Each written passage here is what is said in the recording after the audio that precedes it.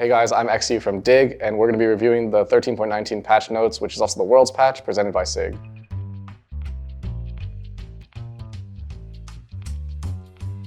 So the first champion is Azir. His Q cooldown is increased a little bit. It's only 2 seconds. Honestly, it might matter a little bit in lane, but I think since he maxes it first, anyways, it probably won't matter too much. Moving on, there's Briar. From what I've heard, Briar's pretty weak, but it looks like she's actually getting nerfed in this patch, so maybe she's not as weak as people think. I know there's one player on OS who's been doing really well with Briar, so I think maybe Riot realized that the champ's not actually that weak and people just don't know how to play it yet. So maybe the champ is actually broken and they need to nerf it a little bit. Gallo, R cooldown decreased. I think this is going to be maybe relevant. I feel like Gallo hasn't been relevant for a long time, and I don't think it's because his R is like 20 seconds longer than it will be in the future. I think it's because like the meta hasn't really fit the champion and the ganking junglers haven't been as prevalent, but as we'll see later with the Lee Sin buff, maybe this will matter a little bit since Gallo Lee Sin has always been a decent pairing. And Gallo Vi and that type of stuff. Also, Jarvan is really strong right now, and Gallo Jarvan's always good, so maybe it'll be useful. The Gangplank, what is this? Gangplank buff, R cooldown decreased, Death's Daughter upgrade slow increased, Raise Morale upgrade movement speed increased. Let's see, 10 seconds on the ulti. Usually I feel like that doesn't matter too much in competitive. Maybe it'll matter a little bit in solo queue, but usually cooldowns don't matter by like 10 seconds. 15% extra slow, I feel like that could be pretty useful. I think GP's hasn't been in a super viable spot recently because not a lot of people have been playing him, but maybe this is enough. I'm not sure, honestly. Jhin, our minimum physical damage increased 50 damage to 64, so it's plus 14.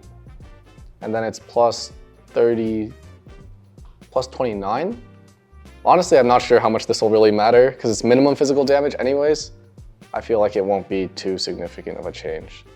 I think the LeBlanc changes are going to be really big. I know LeBlanc has really been dominating the solo queue ladders in honestly everywhere. I think it first started with Bobkin playing it in EU. He started the Static Shiv Triforce Hullbreaker build, and then I think a lot of the Korean pros picked up on it and started spamming it in solo queue, and I heard it was really dominating scrims too, so it's a little bit sad to see that it won't exist at all for Worlds, but I think it's probably for the better.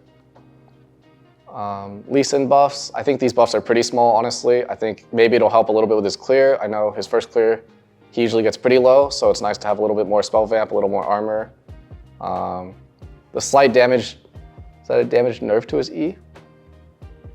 Okay, well, it says E magic damage increased, but then when you look at the numbers, they decreased. So honestly, I don't know what Riot's doing, but if it's a damage increase, that's obviously good. I think Lee Sin can always use a little bit more damage. Having the extra lifesteal and spell vamp early is really nice too. Let's see, Lissandra W root damage or duration increased. I think this one doesn't look like it'll matter too much. Honestly, I think 0.15 seconds probably won't matter. Maybe it changes like some thresholds for like CC chaining, but I think it probably doesn't do too much. I don't think it'll make the champ meta all of a sudden. Nunu E AP ratio increased. Honestly, I don't think this really matters. I think Nunu hasn't really been viable and competitive for a while. Maybe for like solo queue players who like going like full AP Nunu, it's like a little bit of a buff, but I think all in all probably doesn't matter much for competitive, especially for Worlds. Pyke health growth increased, W cooldown decreased. I feel like Pyke has some moments where he's really, really good, but because of like the level of execution to actually pull it off in competitive, it's pretty rare to see it. I don't think this health growth will like be enough of a change to make it meta, but there's definitely some players at Worlds who are really good at this champion, so they might have opportunities to pull it out. Rek'Sai is always a monster in solo queue, so it's not surprising to see that she's getting nerfed.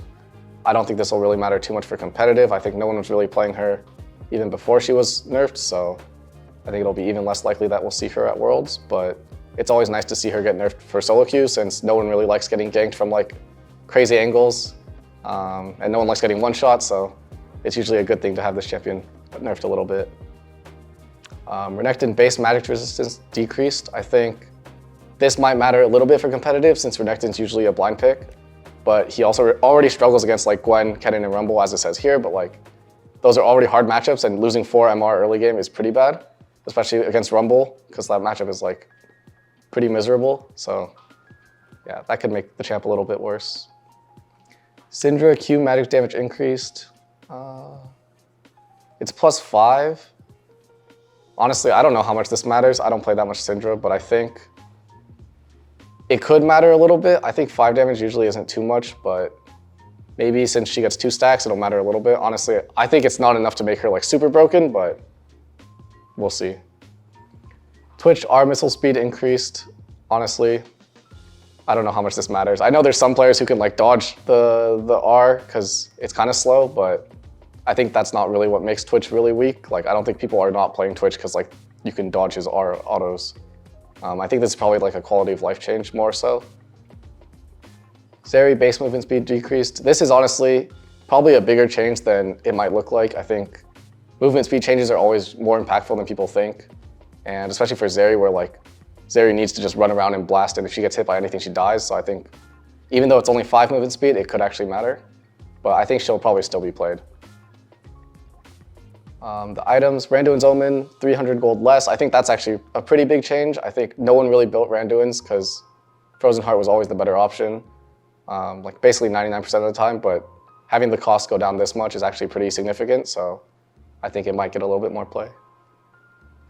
Seeker's Arm Guard being a little bit more armor is pretty nice. Actually, 5 more armor is pretty significant, I think. I think for control mages, it'll be really nice to have. If they're playing against AD mids, maybe like it'll make it easier to play against like Jace and stuff like that, but yeah, I think it's just a nice little change.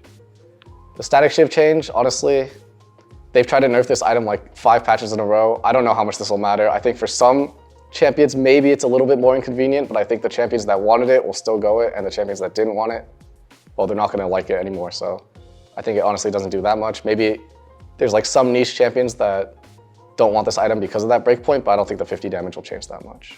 So for the ping adjustments, now we can't ping our own teammates anymore, or it'll only show up on our screen if we ping. I think this is honestly probably a good change. I think 99% of the time you're spam pinging your teammate, it's not a for a good reason. And if you really want to like congratulate someone for doing a good job, you could just type like GJ or like good job or something, which is a lot easier. I think people who complain like, oh, I won't see their cooldowns or whatever, like they can't even use that as a cope because like you're gonna be able to see it on your own screen. So I honestly think this is a good change. They've also removed the bait ping, which I think is honestly a good thing. I don't think I've ever seen the bait ping used for a good reason. So yeah, it's probably a good thing for the community to have that gone. But honestly, it doesn't really change anything because people will just use different pings and know what it means, but at least it looks a little bit less like something that would be harmful. Well, for this patch, there's like the La Illusion skins. I haven't gone to take a look at these too carefully, but just off the bat, it looks like there's a Nilly skin, which is really sick. I think most of the Nilly skins have all turned out pretty well, so I'm excited to see what that one looks like. Also, this Gnar skin is pretty cute. I think the other skins, Renata is kind of hard to tell that it's Renata. I really like the Zig skin, actually. He's pretty cute. Yeah, I think my favorite skin of these is probably going to be the Nidalee one because that's the champ I actually play, but I think right off these splash images, I really like the Ziggs and the Gnar. I think they're really cute. So that's all for the patch 13.19 notes. I'm looking forward to seeing Lee Sin at Worlds, hopefully. I think a lot of the top tier junglers really like this champion, and I think it gives them a lot of room to show off their skills. So hopefully these little changes, even if they're not too significant, will bring back the champion a little bit. So that's all for the patch 13.19 notes review presented by SIG. See you guys next time.